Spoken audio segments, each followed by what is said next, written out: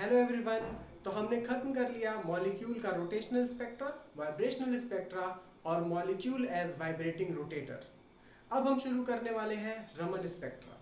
बहुत ही इंपॉर्टेंट और interesting topic है, पर उससे पहले आइए देखते हैं एक बार कि क्यों हमारे लिए वाइब्रेशनल स्पेक्ट्रा, रोटेशनल स्पेक्ट्रा और रमन स्पेक्ट्रा जरूरी है। हम क्या करते हैं, क्या जानते हैं इससे, इस बारे में आइए एक छोटा सा वीडियो देखिए।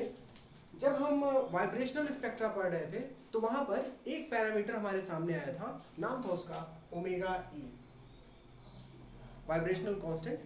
और जब हम रोटेशनल स्पेक्ट्रा पढ़ रहे थे उस समय एक पैरामीटर आया था बी। आपको याद होगा बी की वैल्यू जो थी आपकी वो थी h अपॉन 8 पाई स्क्वायर आई सी। यहाँ आई क्या है? आई मोमेंट ऑफ इनर्शिया था। और आई को कैसे दिया जाता था? आई क्या है?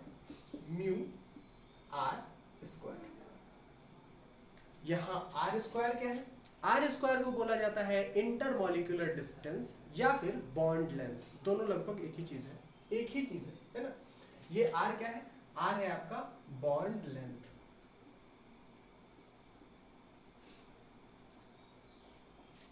ठीक है। आपने जब न्यूमेरिकल्स के पोर्शन देखे तो उसमें देखा, आपको मान लीजिए HCl का मॉलिक्यूल दिया हुआ है, तो HCl के मॉलिक्यूल में आपको हाइड्रोजन का मास पता है, क्लोरीन का मास पता है, ठीक है। यानी आपको म्यू वहां से पता चल जाएगा। H, 8 पाई और C ये सारे कांस्टेंट हैं। अगर आप दो वेव नंबर्स, दो लाइंस जो आ रही हैं उनके बीच का सेपरेशन निकाल लें, वो आएगा आपका 2b, है ना। वो ऑब्वियसली आता है 2b और वो सेपरेशन कांस्टेंट होता है। आपको याद होगा 2b पर एक लाइन मिलती है, फिर 4b पर, 6b पर, इस तरह से लाइन मिलती है जिनके बीच का जो सेपरेशन होता है वो हमेशा 2b ही रहता है। तो वहां से आप 2b निकल जाएगा, है ना। तो यहां से आपको पता क्या चल जाएगा? Bond length. यानी फाइनली अगर आप रोटेशनल स्पेक्ट्रा की स्टडी कर रहे हैं किसी भी मॉलिक्यूल की, तो उसके थ्रू आप क्या पता कर सकते हैं? Bond length. फिर आइए ओमेगा ई क्या था? ओमेगा ई आप याद कीजिए न्यू ऑसिलेशन अपॉन सी। जहां न्यू ऑसिलेशन को आप कैसे दिए थे? न्यू ऑसिलेशन आपका था 1 अपॉन 2 पाई अंडर रूट के अपॉन म्यू। यहां के क्या है? के है आपका फोर्स कांस्टेंट। ठीक है, फोर्स कांस्टेंट। ये फोर्स कांस्टेंट आपका क्या बता रहा है? कि फोर्स कांस्टेंट ये बता रहा है आपका कि आपका जो फोर्स है वो इस एक्स स्क्वायर के साथ, यानी जो डिस्प्लेसमेंट हो रहा है, मैक्सिमम डिस्प्लेसमेंट, ठीक, उसके साथ क्या रिलेशन रखा है, उसका कोफिशिएंट क्या है ना। तो दो मॉलिक्यूल्स के बीच जो फोर्स लग रहा है वो किस तरह से रिलेशन रखता है डिस्प्लेसमेंट के साथ, उसको बताता है फोर्स कांस्टेंट। एक नॉर्मल स्प्रिंग मास सिस्टम में हम क्या मानते हैं? F is equals to kx minus kx, है ना।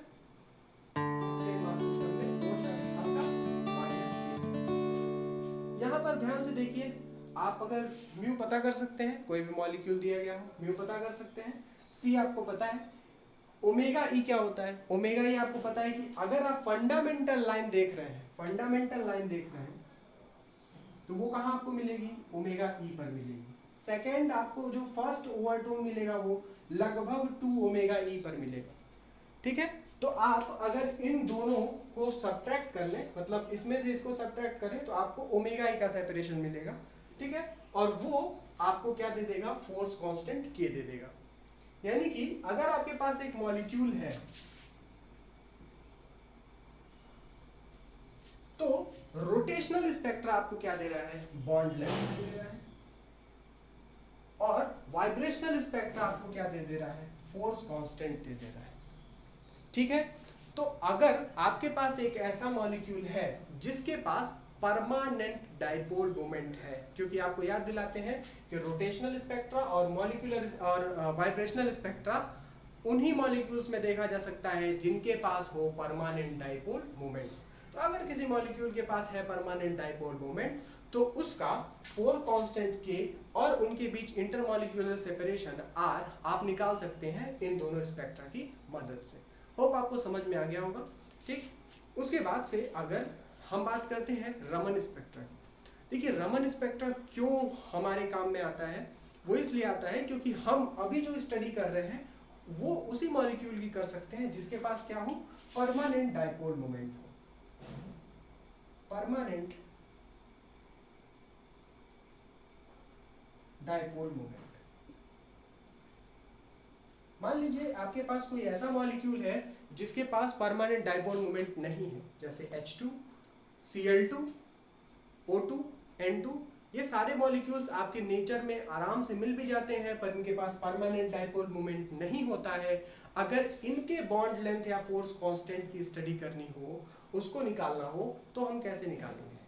ठीक है, तो ये हेल्प करता है आपका रमन स्पेक्ट्रा। रमन में आएगा vibrational Raman spectra, rotational Raman spectra, और उस स्पेक्ट्रा की स्टडी करके आप किसी ऐसे मॉलिक्यूल का भी बॉन्ड लेंथ या फोर्स कांस्टेंट निकाल सकते हैं जिसके पास परमानेंट डाइपोल मोमेंट नहीं। तो वेट कीजिए नेक्स्ट वीडियो के लिए जो होगा रमन स्पेक्ट्रा पर।